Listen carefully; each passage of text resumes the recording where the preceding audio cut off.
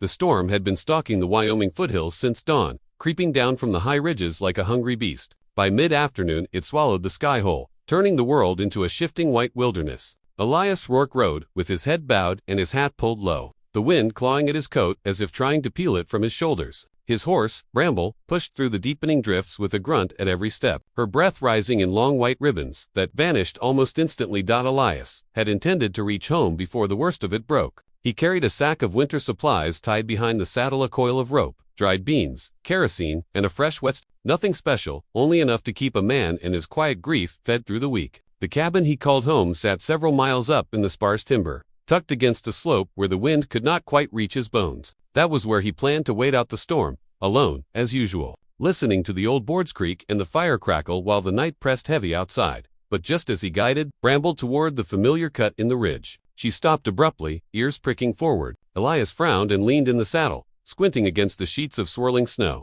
At first, he saw nothing, only the white world shuddering in the wind. Then a small, dark movement flickered on the hillside. A hand, or something like it. "Easy," he murmured to Bramble, patting her neck as he nudged her toward the shape. The closer they came, the more the world sharpened. A scrap of fabric whipped along the ground. Something slender and pale lay half buried beneath the drifts. Elias's breath fogged the air as he swung out of the saddle and pushed through the knee-high snow. It was a woman. A gasp, not from her lips, but from the memory of his own heart, escaped him. She lay on her side, her shawl torn and stiff with frost, her hair braided but unraveling at the ends. One gloved hand trembled against the snow before falling still again. Elias crouched and turned her gently. Her skin was ghost pale, lips trembling, breath shallow enough it nearly broke him to hear it. He had seen people caught in winter storms before. Some had lived, many had not. But this woman, something about her fragility, the way she seemed carved out of the storm itself, struck him harder than he expected. "You're all right now," he whispered, though he could not be sure it was true. He brushed snow from her face and searched for injuries. Her pulse fluttered faintly in her throat. When he lifted her, he felt how cold she had become, a cold that spoke of hours alone in the storm, abandoned or lost. He didn't know which. Grunting with effort, he carried her to Bramble and lifted her onto the saddle, climbing behind her to steady her in his arms. Her head rested weakly against his shoulder, her breath faint as feathers against his neck. The wind howled like wolves as Elias urged Bramble forward. It took nearly 20 minutes to reach the cabin, and by the time he dismounted, both he and the woman were coated in a crust of ice. He carried her inside, kicked the door shut behind them, and moved straight to the hearth. The cabin was cold, but the old firewood he kept stacked inside caught flame quickly. Orange light spilled across the room, painting warmth onto her pale face as though returning color to a faded painting. Elias laid her on his bed, the only bed, and tucked wool blankets around her. His hands worked with rough tenderness, the movements of a man who had once cared for someone dying and failed to keep her from slipping away. He swallowed hard, pushing that memory back into the shadows where it belonged. When he placed his hand near the woman's cheek to feel her warmth, she murmured something incoherent. Her eyes fluttered open for a heartbeat, revealing a stormy gray beneath. Wagon, she whispered. I fell down the ridge." Her voice was thin, thready. Elias nodded, though her eyes had already closed again. He melted snow in a tin cup, warming it by the fire before holding it carefully to her lips. She drank only a sip, enough to prove she still clung to life. While she slept, Elias hung her shawl by the fire to dry. A ribbon around her neck caught the firelight, thin worn, tied with care. Attached to it was a ring, gold and delicate, far finer than anything found in the rough settlements of the frontier. He considered removing it so it wouldn't chill her skin, but something about the way the ribbon was knotted stopped him. Some things were meant to stay where they lay. As the wind howled outside, she stirred again. "My name?" Her voice drifted through the crackle of the fire. "Clara," and then she fell back into silence. Elias pulled a chair beside the bed and sat down heavily. His joints ached from the cold, his heart from memories he rarely let surface. He watched the firelight play across Clara's face, the shadows deepening around her eyes. She looked like someone who had lost much, perhaps more than she cared to say. But it wasn't Elias's place to pry. He had rescued strangers before, given them warmth and coffee and a place to rest, only to watch them leave the moment their strength returned. That was the way of things. People did not stay. Not for him. He leaned back in the chair, listening to the storm batter the windows. Clara's breath grew a little steadier, though still soft. He studied her a moment longer, unable to ignore the questions rising in him. Where had she come from? Who had she been with? And what kind of woman crossed these mountains with a gold ring tied around her throat? He shook the thoughts away. She was a stranger, a temporary presence brought by winter winds. Nothing more, but as the fire crackled low and the storm sang its mournful song outside, he could not escape one truth. He had saved her life, and whether he wanted it or not, the storm had carried her into his world for a reason he could not yet see.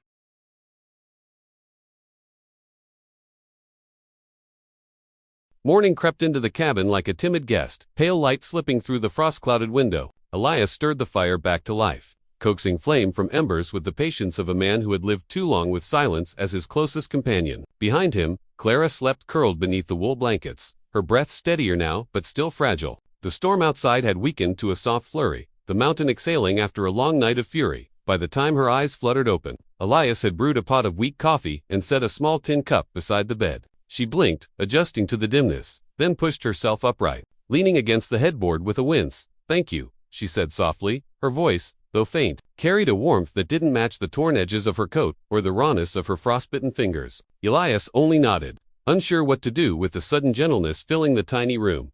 Clara sipped the coffee in slow, careful swallows. Her gaze drifted around the cabin, the worn table, the hanging tools, the rocking chair near the fire, the blue shawl still draped over a peg by the door. She studied it a moment too long. Elias followed her gaze, his jaw tightening. He didn't offer an explanation. He rarely spoke of his wife, especially not to strangers who would be gone soon enough. Clara seemed to sense the shift. She lowered her eyes and held the cup in both hands, letting the heat seep into her palms. Over the next hours, she moved slowly but refused idleness. She swept the corner of the floor, though Elias told her she didn't need to. She refolded one of the blankets. She warmed her hands above the fire with an almost reverent expression, as if the simple act of feeling heat again reminded her what life was supposed to feel like. When she finally began to speak, the words emerged cautiously. "Our wagon party. We lost each other in the storm. The drivers said the weather would split the valley but not swallow us whole." She paused, voice tight. "They were wrong." Elias listened in silence. "I fell from the ridge trying to reach a lookout point," she continued. "I thought I saw lantern light. Maybe I wanted to see it." Her laugh held no joy. "I've been chasing promises my whole life. I suppose that day was no different." "What kind of promises?" Elias asked before he could stop himself. Clara's fingers tightened around the tin cup. "One, I made to my mother before she died, that I'd do something worthwhile before my father made other plans for me." Elias didn't press further. He had learned long ago that the wounded reveal themselves like their only, if you remain still long enough. Clara moved around the cabin with a quiet grace. Even simple movements, pouring water into a pot, smoothing her braid, adjusting her shawl, carried an elegance that did not belong to a life spent on dusty trails. Elias couldn't place it at first, but it nagged at him, poked at some memory buried under years of solitude. One morning, as the rain ticked lightly on the roof, she bent to pick up a fallen spoon, and a silver locket slipped from beneath her blouse. It swung briefly before resting against her chest, catching the firelight. Not a locket, a crest, painted with care. Gold filigree, blue enamel, the unmistakable sigil of the Whitford barony from the east. Elias froze, though Clara didn't notice. She tucked the locket back beneath her blouse with hands too steady for someone hiding nothing. He turned away before she glanced up. He had seen that crest once in an old newspaper, a story about landholdings stretching farther than a man could ride in a day, about laws bent to favor wealth, about families displaced. It left a bitter taste on his tongue. His knife rasped against the whetstone with unnecessary force as he sharpened again, though it had already been sharp enough. Clara sensed the shift. She paused mid-task. "Did I do something wrong?" she asked quietly. "No," Elias said, but the word carried distance now. Something flickered in her expression, fear, or perhaps recognition. She had seen this before, the slow closing of doors, the quiet rearranging of emotions, the cautious step back. She folded her hands in her lap as if holding herself together. In the days that followed, they spoke less. Not out of malice, but out of caution. Elias kept conversation sparse, mentioning only the weather, the woodpile, the possibility of riding into town once the paths cleared. Clara answered politely, but her voice trembled at the edges the way a string does when pulled too tight. One evening, she stepped outside the cabin for air. Though the wind was sharp, Elias watched from the doorway as she stared at the mountains, arms wrapped around herself. A woman alone, against a world trying to bury her first under snow. Now under secrets. When she returned, she held herself differently. "Braced, Elias," she said softly. "You've been kind, kinder than most." Her hands hovered near her blouse, over the locket beneath. "But there are things about me you may not like. I don't know how to explain them yet." He met her gaze, searching for something he could name. "Hurt, fear, shame, perhaps all of them." "You don't owe me anything," he said. It should have comforted her, but instead, it broke something quietly inside her. She nodded, the gesture so small, he nearly missed it. The next morning, rain softened to mist. Clara lit the lantern early and swept the corners of the cabin as if trying to make herself useful, to belong somewhere for the first time in her life. Elias watched her from the table, remembering how his wife once swept in the same rhythm, humming under her breath. He hated the comparison, hated how natural it felt. Clara finished sweeping and rested her hands on the broom. Eyes downcast. "Elias," she murmured, "I want to help. Not because I think I should, but because it feels Peaceful here, peaceful, a word not often spoken about his life. He forced himself to look away before she mistook his stare for softness. Clara sensed the wall between them even if she didn't know its shape. The more she healed, the more she felt the truth hovering like a hawk overhead. Once Elias learned who she truly was, where she came from, he would send her on her way. Strangers always left, but she feared this time it would hurt. The storm arrived without warning, sliding down from the high ridge like a white curtain drawn across the world. By late afternoon, the wind howled so fiercely that even the pine trees bent beneath its weight, their branches groaning as if remembering every winter that had broken them before. Elias had seen many storms in the mountains, but this one carried a strange heaviness and urgency that made him check the shutters twice and wedge an extra log against the door. Clara watched from the rocking chair, hands wrapped around a cup of warm broth. The fire painted her face in shifting golds and shadows. She looked stronger than she had days earlier, but the stormlight outside turned her eyes thoughtful, distant. The mountains are cruel in winter, Elias murmured as he passed the window, testing the latch once more. Sometimes it's wiser to let them have their way. Clara's smile was faint. They remind me of my father. Elias paused. He wasn't sure he'd heard her correctly. She set the cup down, tracing the rim with her fingertips as if gathering courage. Cold, immovable, and easily angered if one steps outside the path he set.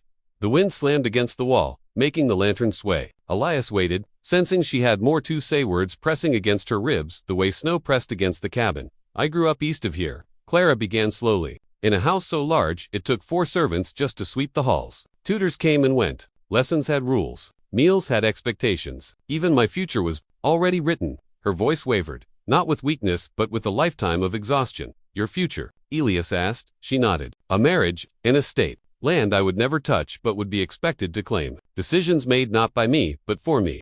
He sat down at the edge of the table, arms resting loosely on his knees. Clara continued, warming her hands by the fire between sentences. When my mother died, I found letters. She had written letters about unkept promises. Land owed to people who lived on it long before my family claimed anything. Tribes pushed out. Settlers misled. Her breath hitched. I traveled west under a false name to see if I could make it right. Elias's expression changed, not dramatically, but enough that she noticed. He looked at the blue shawl on the wall, then at the fire, then finally at her. Clara swallowed, recognizing the flicker in his eyes, disappointment, or perhaps confirmation of whatever he'd suspected the moment he saw the crest. Outside, snow hissed against the windows like whispered accusations. Elias spoke quietly. I've lived among these hills my whole life, rode with men who settled, ate with families who were here long before the settlers ever dreamed of carving up the land. I've seen what absentee owners do to a place. Clara's posture shrank. I know, and your people, Elias exhaled, not unkindly, but weighted by memory. They've hurt more than they've helped. She nodded, eyes dropping to her lap. A knot tightened in her throat. I didn't choose my blood, she whispered, but I'm trying to choose what to do with the pieces of it.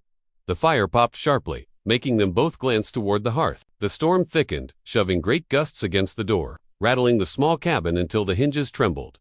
Snow climbed the windows. Wind pressed in like a living thing. They were trap-locked in by nature and by truths released too early or too late. Hours passed in slow waves. Elias paced now and then, adding wood to the fire, checking the door, listening to the pitch of the storm. Clara remained near the hearth, her braid brushing her shoulder like a soft thread of warmth in the dim room. Heavy winds slammed against the cabin, so suddenly that a pine tree snapped in the woods and crashed near the east wall. The sound shook the cabin to its bones. Clara startled violently, her breath catching. She stood abruptly, knocking over the tin cup, eyes wide with a fear too deep to hide. Elias closed the space between them. It's all right, but she flinched as the wind roared again, and her hands trembled. He reached out, gently taking them in his. His grip was steady, warm, grounding. For a heartbeat, neither moved.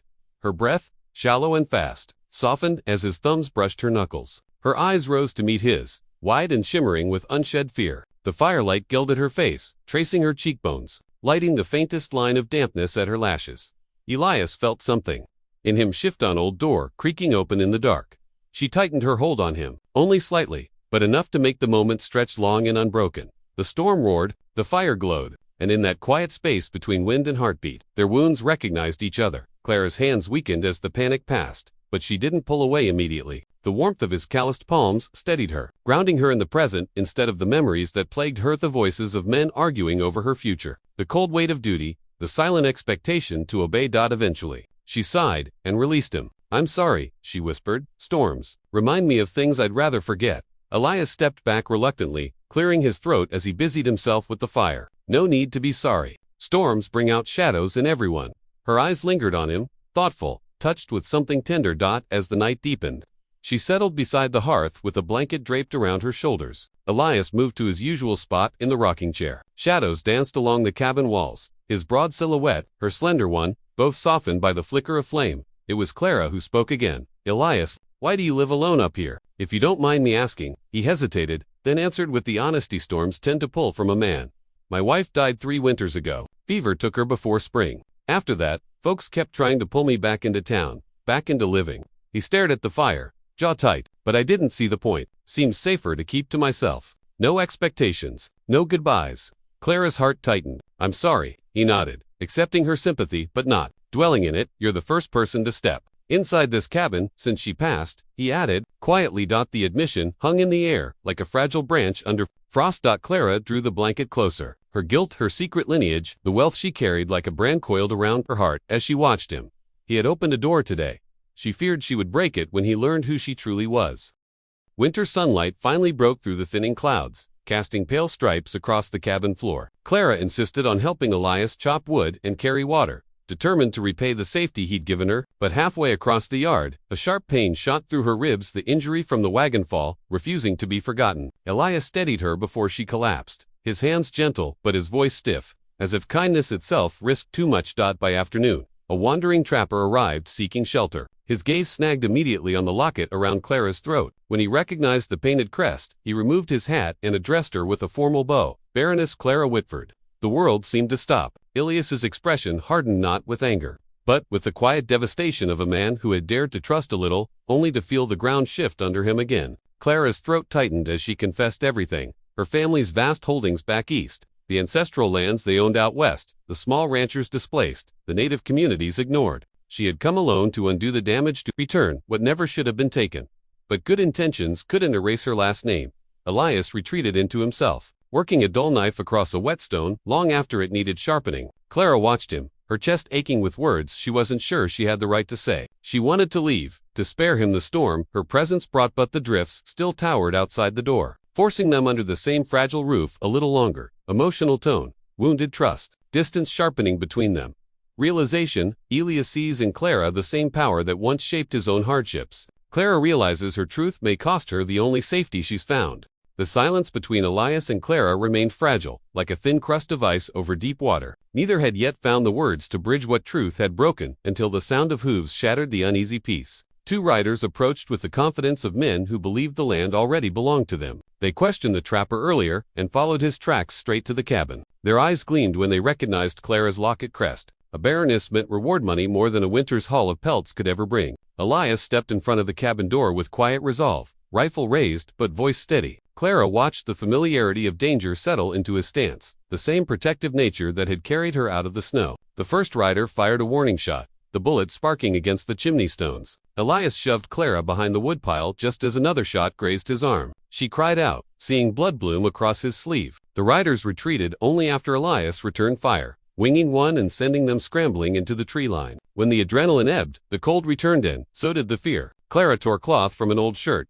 her fingers trembling as she wrapped Elias's wound. He didn't pull away. Instead, he watched her with a softened expression, something unguarded slipping through. Under the lantern's dim glow, truth finally found its place. Elias admitted he had judged her for the sins of her name. Clara confessed she had found more safety in his lonely cabin than in years of privilege. The fire crackled low, but stubbornly bright, much like the bond forming between them. Emotional tone: fear, protection, vulnerability, easing into forgiveness. Realization: both finally see the truth. Worth is earned through courage and kindness, not birth or bloodline. When the storm finally loosened its grip on the mountains, the world emerged, washed and still. Trees bowed under snow, the trail glinting like an unbroken ribbon of white. Clara prepared her borrowed horse with quiet hands, her decision already made. She would ride to town, face the local council, correct her family's wrongs, and return the land to those who had lived and labored upon it long before her lineage drew borders on a map. Elias saddled his gelding beside her. He claimed he was riding down for supplies, and to ensure the attackers hadn't circled back, but both knew the truth ran deeper.